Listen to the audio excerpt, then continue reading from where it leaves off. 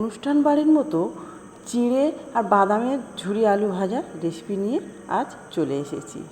প্রথমে আমি আলুটাকে গ্রেটারের সাহায্যে গ্রেট করে নিয়েছি। নিয়ে আলুর যতক্ষণ কষটা থাকবে ততক্ষণ বারে বারে ধুয়ে নিতে হবে। নিয়ে কিছুটা বরফ দিয়ে জলে ভিজিয়ে রেখে দিয়ে তারপর ওই জল থেকে ছেঁকে নিয়ে একটা ঝুড়িতে নিয়ে শুকনো করে নিতে হবে। তারপরে একটা কড়াই বসিয়ে কিছুটা পরিমাণে তেল দিয়ে তেল গরম হয়ে আসলে কেটে রাখা আলু দিয়ে বারে বারে নাড়াচাড়া করতে হবে। তারপরে আলু যখন তেলের উপরে ভেসে উঠে যাবে তখন তৈরি হয়ে যাবে আলুটা ভাজা। ওই তেলেতে কিছুটা পরিমাণে কারি পাতা দিয়েও একটু ভেজে তুলে নিতে হবে।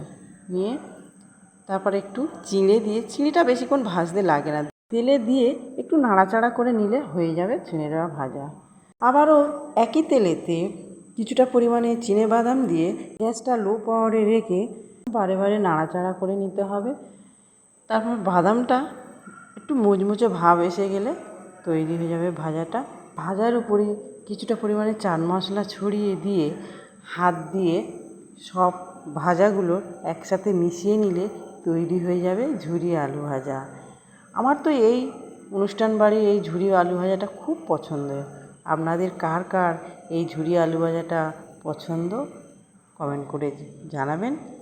ধন্যবাদ।